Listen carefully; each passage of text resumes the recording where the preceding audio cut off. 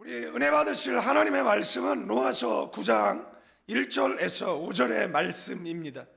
내가 그리스도 안에서 참말을 하고 거짓말을 아니하노라. 나에게 큰 근심이 있는 것과 마음에 그치지 않는 고통이 있는 것을 내 양심이 성령 안에서 나와 더불어 증언하노니, 나의 형제 곧 고륙의 친척을 위하여 내 자신이 저주를 받아 그리스도에게서 끊어질지라도 원하는 바로다. 그들은 이스라엘 사람이라. 그들에게는 양자됨과 영광과 언약들과 율법을 세우신 것과 예배와 약속들이 있고, 조상들도 그들의 것이요 육신으로 하면 그리스도가 그들에게서 나셨으니 그는 만물 위에 계셔서 세세의 찬양을 받으실 하나님이시니라. 아멘. 사랑하는 성도 여러분, 오늘 우리가 함께 나눌 하나님의 말씀은 로마서 9장 1절에서 5절까지, 그리고 바울의 근심과 고통이라는 제목으로 말씀을 전하려고 합니다. 로마서를 읽다 보면 9장에 들어와서 분위기가 갑자기 달라집니다. 로마서 1장서부터 8장까지 복음의 위대한 진리를 사도 바울이 설명합니다. 바울은 죄, 그리고 심판, 믿음, 칭의, 성화, 그리고 성령, 그리고 하나님의 사랑을 차근차근 설명해 오다가, 그리고 인간의 행위로 구원받는 것이 아니라 오직 예수 그리스도를 믿음으로 의롭다 하심을 얻는다라는 진리를 1장서부터 8장까지 선포하고 있습니다. 특히 로마서 8장 마지막 절 38, 39절에 보면 사망이나 생명이나 천사들이나 권세자들이나 현재일이나 장래일이나 능력이나 높음이나 깊음이나 다른 어떤 피조물이라도 우리를 우리 주 그리스도 예수 안에 있는 하나님 사랑 안에서 끊을 수 없다라고 승리를 선언합니다. 그런데 바로 다음 장 9장으로 들어오면 바울은 분위기가 달라집니다. 교리 설명하던 바울이 갑자기 울먹이는 목소리로 자기 마음속에 있는 이야기를 꺼내 놓습니다. 왜 그렇습니까? 복음을 가장 깊이 아는 사람이 자기 동족 이스라엘이 그 복음을 거절하고 있는 현실 앞에서 너무 마음이 아팠기 때문이다라는 겁니다. 그래서 오늘 본문은 바울은 지금 신학 강의를 하는 것이 아닙니다.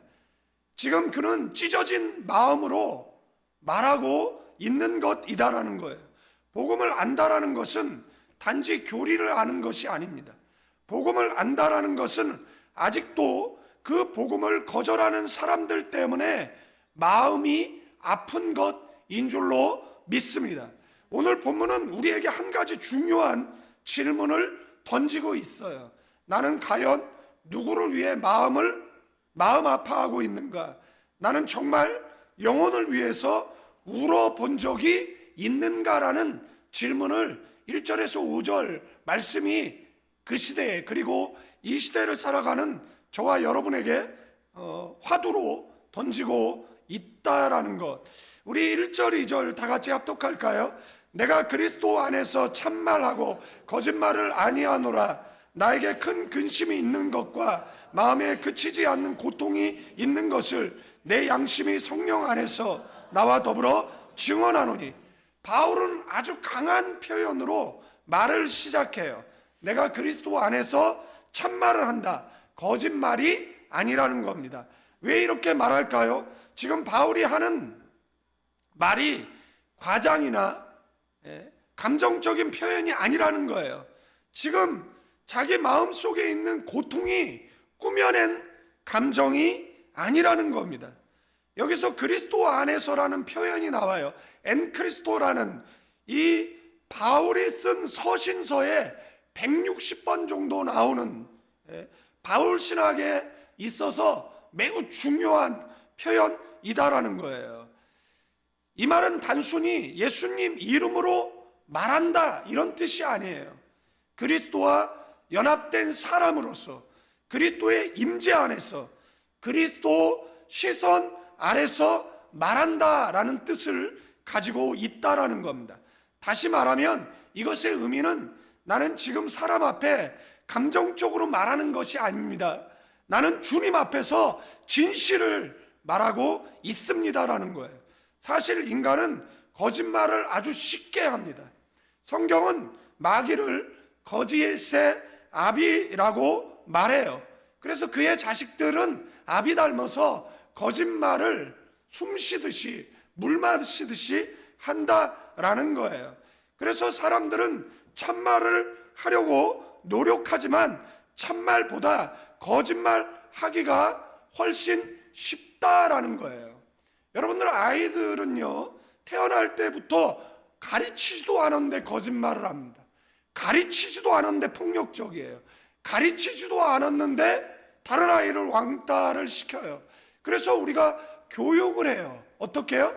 거짓말 안 하는 법, 분노 조절하는 법, 그리고 사회성을 가르치잖아요. 여러분들, 그런데 그렇게 노력하는데도 불구하고 참말보다는 거짓말이 훨씬 쉽다라는 겁니다. 정치인들 보세요. 얼마나 많은 공약을 하고 그 자리에 가면 그 공약을 다 버린다라는 거예요. 경제인들도 마찬가지입니다. 일반 시민들도 그렇습니다. 부모 사이에도 거짓말이 난무해요. 부모와 자식 사이에도 거짓말이 있어요. 이웃 사이에도 거짓말이 있어요. 참말은 적고 거짓말은 많다라는 겁니다. 그래서 사람들은 서로를 쉽게 믿지를 못해요. 누군가 말을 하면 먼저 묻습니다. 진짜야? 이렇게. 여러분들, 한국 사람들이 가장 많이 하는 말이 뭐예요? 정말로? 진짜? 이런 말을 많이 해요. 나 어제 유명 연예인 봤어. 그럼 뭐라고 합니까? 진짜? 우리 집값이 5억이 올랐어. 그랬으면 좋겠다. 진짜? 뭐 이러는 거죠. 외국 사람들도 똑같아요. 영어권의 사람들은 리얼리, 릴리 이런 말 하잖아요. 진짜? 무슨 말? 이제는 설교하면 믿습니까? 뭐 그러면 아멘 해야 되는데 진짜? 정말로? 뭐 이런 말 튀어나올 것 같은 시대를 우리가 살아가고 있다라는 사실입니다. 그만큼 사람들은 서로의 말을 쉽게 믿지 못한다라는 거예요. 바울 시대에도 마찬가지였어요. 바울의 말을 들으면 이렇게 생각하는 사람도 있었어요. 바울이 과장하는 거 아니야? 저 말이 진짜일까? 그래서 바울이 이야기하는 거예요. 내가 그리스도 안에서 참말을 한다. 거짓말이 아니다 라는 것. 그리고 바울은 또 이렇게 고백합니다. 내 마음에 큰 근심이 있고 그치지 않는 고통이 있다. 이 큰 근심이라는 것은 깊은 슬픔, 가슴을 짓누르는 비통함이 있다라는 겁니다. 여기에 고통은 칼로 찌르는 듯한 아픔, 속이 틀리는 고통이라는 의미로 바울은 지금 마음이 눌리고 찢기고 쑤시는 듯한 고통을 느끼고 있다라는 거예요. 왜 그런 거죠? 이 고통은 자기 문제 때문이 아니에요. 자기 건강의 문제도 아니에요. 자기 경제의 문제도 아니에요. 가족의 문제도 아닙니다. 명예의 문제도 아니라는 거예요. 자기 동족이 예수 그리스도를 거절했기 때문이다라는 거예요. 자기 동족의 구원의 문제 때문에 마음이 아프다라는 거예요. 그러니까 바울은 지금 좀 안타깝다, 예수 안 믿어, 아쉽다, 믿으면 좋은데 정도가 아니라 이로 인해서 마음이 눌리고 찢기고 쑤시는 듯한 고통을 느끼고 있다라는 것이에요. 여기서 우리는 참된 신앙의 특징 하나를 배웁니다. 참된 신앙은 자기 인생만 붙들고 사는 신앙이 아닙니다. 참된 신앙은 영혼을 생각할 때 마음이 움직이는 신앙인 줄로 믿습니다. 요즘 많은 사람들이 자기 문제 때문에만 옵니다. 교회에 눈물이 메말랐어요.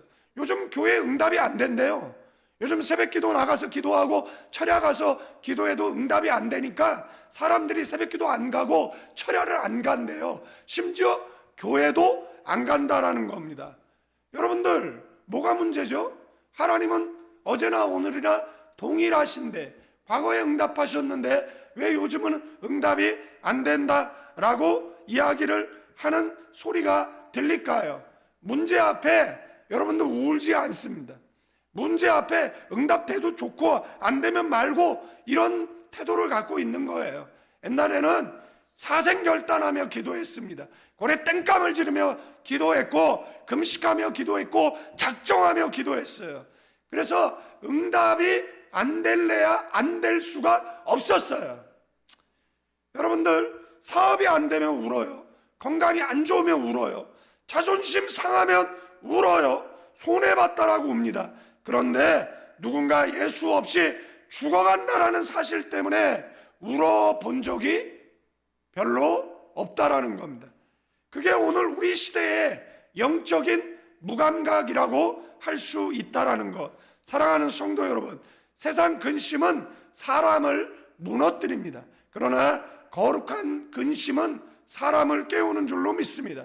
내 자녀가 예수님을 모르고 사는 것, 내 가족이 아직 복음을 거절한 것, 내 교회 성도 가운데 겉으로는 교회를 다니지만 마음은 멀어진 사람이 있는 것, 우리 민족 가운데 복음을 들었으면서도 회개하지 않는 사람이 많은 것.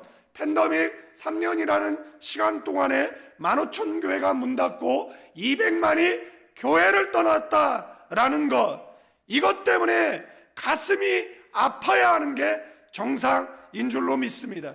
가끔 이런 분들이 있어요. 목사님, 저는 요즘 마음이 무겁습니다. 자녀가 믿음에서 멀어진 것 같아서 잠이 안 옵니다.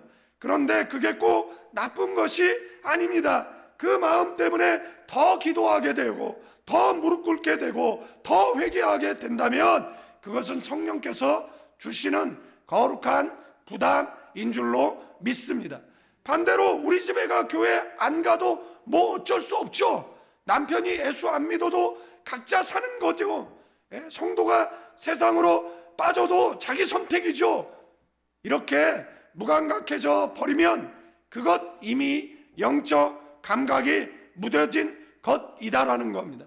사랑하는 성도 여러분, 복음을 아는 사람은 영혼 때문에 아파하는 줄로 믿습니다. 예수님의 마음이 그 안에 있다라는 것 기억하시는 저와 여러분 되기를 축원드립니다. 우리 3절 말씀 나같이 읽을까요? 나의 형제 곧 골육의 친척을 위하여 내 자신이 저주를 받아 그리스도에게서 끊어질지라도 원하는 바도. 여러분들 이 말씀은 정말 충격적이지 않습니까? 바울은 내 동족이 구원받을 수 있다라면 내가 저주를 받아도 좋겠다라는 거예요. 여기서 저주라는 말은 단순한 불행이 아니에요. 하나님께 버림받은 상태, 심판 아래 놓인 상태를 의미하는 아주 강한 표현이라는 겁니다. 그리고 이어서 끊어질지라도 라는 말은 그리스도와의 관계에서 분리되는 것을 뜻한다라는 겁니다. 물론 바울이 실제로 자기 구원을 포기하겠다 이런 뜻은 아니에요. 이것은 그만큼 동족을 향한 사랑이 크다라는 표현이었어요. 내가 대신 당할 수만 있다라면 그렇게라도 하고 싶다라는 거예요. 대신 대학, 지금은 안양대학이죠. 지금은 그 이사들에 의해서 사이비 교단으로 학교 통째가 넘어가 버렸어요. 그 학교를 세운 그 목사님은 김치선 박사님이에요. 한국의 에레미야라고 불렸어요. 그분에게 복음을 들었던 대신 그 신학대학 학생들은 그 빨치산 공산주의자들에게 그리고 저 38런선 넘어 이북에게 복음 전하기 위해서 갔었다라는 유명한 일화들이 지금까지 전해지고 있다라는 겁니다. 남북이 분단되어졌어요. 통일이 요원합니다. 주체사상 공산주의 김일성, 김정일, 김정은 정권이 무너지지 않고 있어요. 봉숙교회와 지어머니 다니들 칠곡교회, 선전령 교회만 남아 있어요. 모든 교회는 다 파괴되어졌어요. 2,500만의 동포가 살아 지옥 사는데 죽어 지옥 가면 안 되잖아요. 여러분들, 우리가 눈물로 기도할 때 38선이 무너지고 남북이 하나 되어서 세계 선교하는 주체국가로 쓰임받는 대한민국 되게 해달라고 기도하시는 저와 여러분들이 돼야 될 줄로 믿습니다. 800만의 성도들이 눈물로 기도한다라면 하늘 보좌가 움직이게 되어질 줄로 믿습니다. 6만의 교회, 30만의 목회자, 전세계 3만의 5천 명의 한국 선교사들이 조국 대한민국과 북한을 위해서 기도한다라면 전쟁이 아닌 평화 통일이 이루어지는 놀라운 은혜의 역사가 우리 민족 가운데 있을 줄로 믿습니다. 그런데 왜 이루어지지 않느냐? 조국을 위해서 기도하던 세대들은 이미 백발이 되었고, 이미 그들은 건강을 잃었고 연로해졌고, 다음 바톤 패스를 받아야 되는 신앙의 후배들은 우리의 신앙의 선배들처럼 기도하지도 신앙생활하지도 않는 시대 가운데 살아가고 있다라는 것, 여러분들, 사도 바울이 내가 대신 당할 수만 있다라면 그렇게라도 하고 싶다, 이 말 속에서 우리는 바울의 심정을 느껴야 되는 줄로 믿습니다. 그는 자기 동족을 비난하는데 머물지 않았어요. 정죄하는데 머물지 않았어요. 그들을 위해서 뭐 했어요? 아파했다라는 거예요. 우리는 종종 잘못된 사람을 보면 쉽게 화부터 냅니다. 왜 저렇게 믿음이 없느냐라고 지탄합니다. 왜 저렇게 완악하냐? 왜 저 사람은 들은 말씀이 많은데도 안 변하느냐라고 이야기합니다. 그런데 바울은 그렇게 하지 않았어요. 그는 분노보다 눈물을 먼저 흘렸습니다. 비판보다 애통을 먼저 했습니다. 이 장면을 보면 우리는 또 한 사람을 떠올리게 되는데, 그 사람은 바로 모세라는 것. 금송아지 사건 이후에 모세는 이렇게 기도했습니다. 이 백성의 죄를 사하여 주옵소서. 그렇지 않으면 주의 책에서 내 이름을 지워 버려 주옵소서. 이것은 중보자의 마음입니다. 여러분들, 예수님은 예루살렘을 보시고 우셨어요. 예루살렘아 예루살렘아 하시며 우셨어요. 심판을 말씀하시기 전에 먼저 우셨다라는 것. 자기 생명을 내어놓을 만큼 영혼을 사랑하는 마음이었어요. 그리고 가장 완전한 증보자는 예수 그리스도이신 줄로 믿습니다. 그리고 예수님은 실제로 우리 대신 저주를 받으셨어요. 고난당하셨고 십자가에 못 박히셨고 물과 피를 쏟으셨어요. 갈라디아서 3장 13절에 그리스도께서 우리를 위하여 저주를 받은 바 되사 율법의 저주에서 저와 여러분을, 우리를 속량하셨다. 할렐루야, 아멘. 사랑하는 성도 여러분, 증보자는 차갑지 않습니다. 증보자는 늘 뜨겁습니다. 교회는 뜨거워야 되는 거예요. 찬양도 뜨겁게, 기도도 뜨겁게, 우리의 심장이 뜨거워야 되는 줄로 믿습니다. 증보자는 누군가를 위해 자기의 마음을 찢습니다. 오늘 우리에게도 이 마음이 필요하다는 것, 특히 가족을 위한 마음이 필요합니다. 바울은 이방인을 생각할 때라고 하지 않았어요. 나의 형제, 곧 골육 친척이라고 했습니다. 먼저 자기 사람들을 말하고 있어요. 이 말은 우리에게 아주 중요합니다. 가장 먼저 붙들어야 할 영혼이 멀리 있는 누군가 이전에 내 자녀, 내 가족, 내 형제, 내 교회 식구들인 줄로 믿습니다. 어떤 부모는 자녀 교육에 엄청난 열심을 냅니다. 여러분들 대치동에 가보세요. 예? 그러면 그 도로변에 뭐가 있습니까? 즐비하게 그 캠핑카가 있어요. 애들이 학원에 잠시 나오면 거기서 밥을 먹고 또 거기서 공부를 하기 위해서 캠핑카가 즐비하게 늘어서 있다라는 거예요. 예? 자녀 교육에 엄청난 열심이에요. 영어도 시키고 피아노도 시키고 수학도 운동도. 그런데 정작 제일 중요한 영혼의 문제는 너무 느슨하다라는 거예요. 아이 열이 39도 올라가면 바로 응급실로 뛰어갑니다. 그런데 아이 영혼이 식어가고 예배를 싫어하고 말씀을 거부하고 하나님 없는 삶을 사는 것에 좀 크면 돌아오겠지 하고 가볍게 생각한다라는 거예요. 그러나 사랑하는 성도 여러분, 기억하십시오. 몸의 열은 내려가도 영혼의 불은 꺼질 수 있다라는 거예요. 그렇기 때문에 부모는 자녀의 영혼 문제에 대해서 민감해야 한다라는 거. 기도해야 하고 말씀 가르쳐야 하고 본을 보여야 하고 필요하면 붙들고 울어야 한다라는 거예요. 예수님 십자가 지고 직가라는 골고다를 오를 때 예루살렘 여자들이 예수님 뒤를 따라가면서 울었어요. 그때 예수님 발걸음 멈추고 뒤돌아서 그들에게 나를 위해서 울지 말라라고 했어요.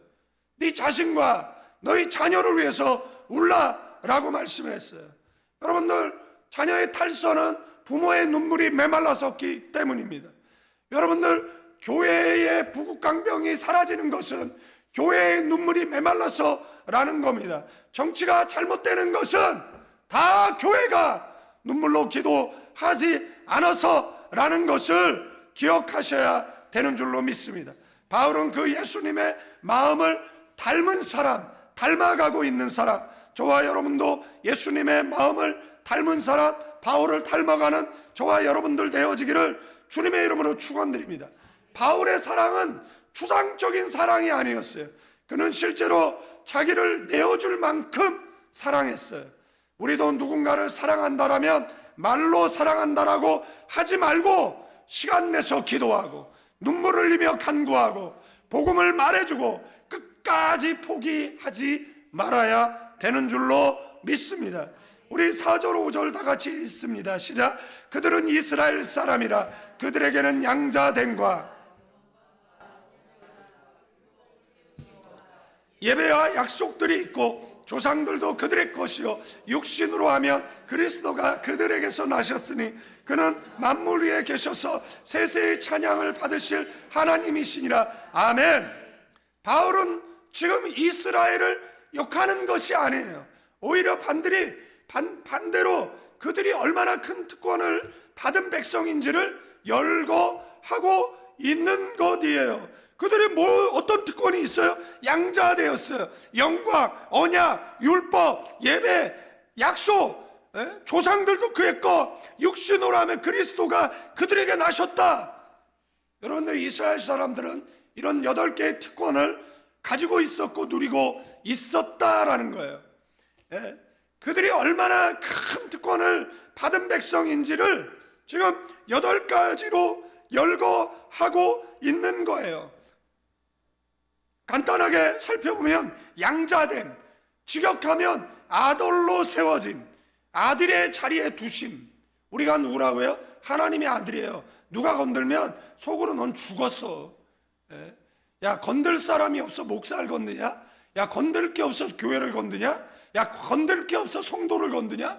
야, 건들 게 없어서 나를 건드려? 옆 사람에게 까불지 마 라고 인쇄하면 기분 나쁘니까 패스. 그죠? 여러분들, 싸울 대상이 없어서 그리스도인과 싸웁니까? 여러분들, 교회와 싸워 이긴 나라가 있습니까? 목사와 싸워 이긴 사람이 있습니까? 여러분들, 성도와 싸워 이긴 사람이 있습니까? 하나님은 원수의 목전에서 상을 베푸시고 신원하시는 분이잖아요. 왜죠? 내 아들이야, 감히 손대지 마 라고 우리 주님 말씀해 주시는 줄로 믿습니다. 이 특권을 누리고 있었어요. 영광이에요. 여러분들, 영광은요 임재를 상징해요. 이스라엘 백성 출애굽해서 가나안에 들어가는 여정 속에 보이는 임재가 있었어요. 불기둥이 있었고 구름 기둥이 있었어요. 성막에 충만하게 하나님께서 임재하셨어요.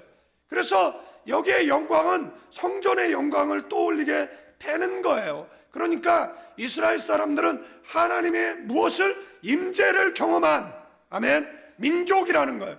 여러분들, 하나님의 임재를 경험한 적이 없습니까? 여러분들, 그때를 다시 회상하시고 첫사랑을 회복하시는 저와 여러분 되어지기를 주님의 이름으로 축원드리겠습니다. 전 성대가 안 좋아요.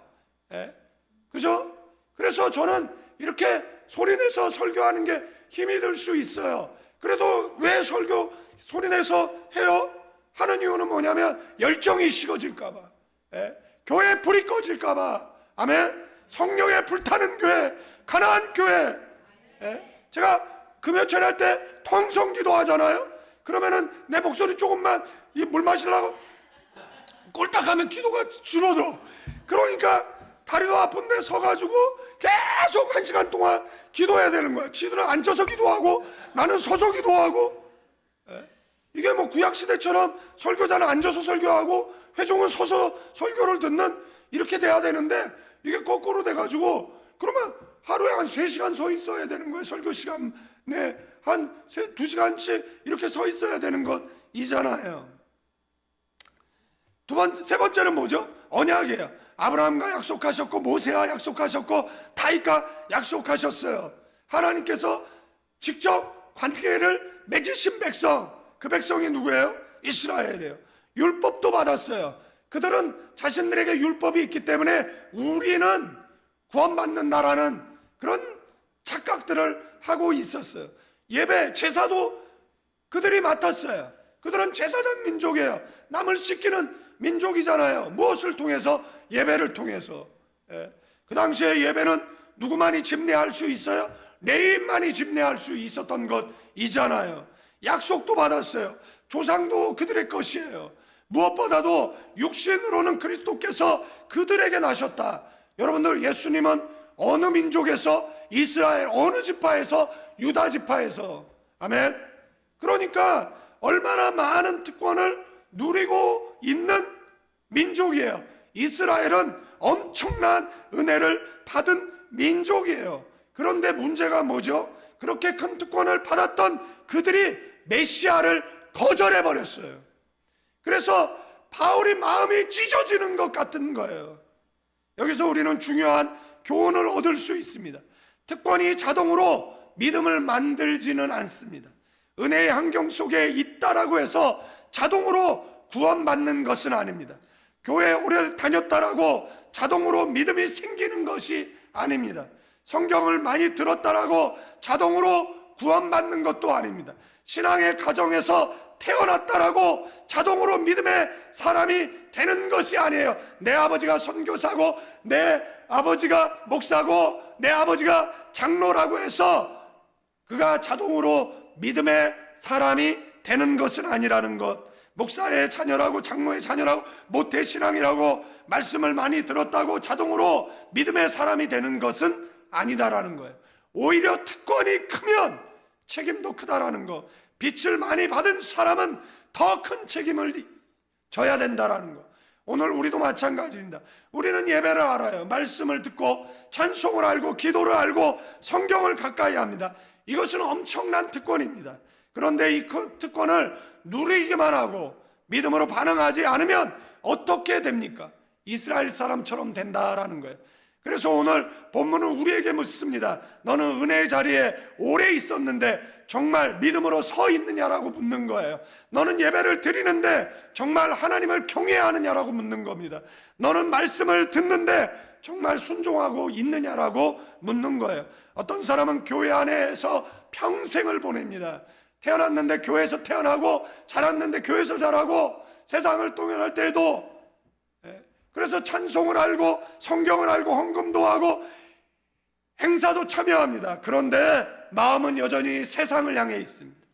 그러면 특권은 많았지만 복음에는 반응하지 못한 사람이 되는 겁니다. 그렇기 때문에 우리는 특권을 자랑하지 말고 그 특권을 주신 하나님께 믿음으로 응답해야 되는 줄로 믿습니다. 말씀을 정리하고 마치려고 합니다. 사랑하는 성도 여러분, 오늘 본문 속 바울은 위대한 신학자이기 이전에 눈물의 사람이었어요. 그의 마음속에 큰 근심과 끊어지지 않는 고통이 있었어요. 복음을 가장 깊이 아는 사람이었지만 동시에 영혼 때문에 가장 많이 아파한 사람이었습니다.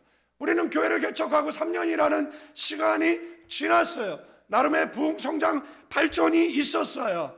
초신자들이 신앙이 든든히 서가는 그러한 심령의 부흥들이 있었어요. 이 주변에는 여전히 예수 믿지 않는 사람들이 있다라는 것 기억하셔야 될 줄로 믿습니다. 그것에 가슴 아파하는 저와 여러분들이 돼야 된다라는 것. 여러분들, 사도 바울이 가슴 아파했던 이유는 영혼 때문이에요. 여기서 우리는 한 가지 질문을 받아야 하는데, 여러분 마음속에 이런 근심이 있냐라는 거예요. 내 자녀가 하나님을 모르는 것을 생각하면서 마음이 아프냐라는 거예요. 내 가족이 아직 예수 믿지 않는 것을 생각하면서 기도하게 되느냐라는 겁니다. 천국이 있고 지옥이 있다면서요. 예수 안 믿으면 지옥 간다면서요. 영원한 형벌을 피할 수 없다라면서요.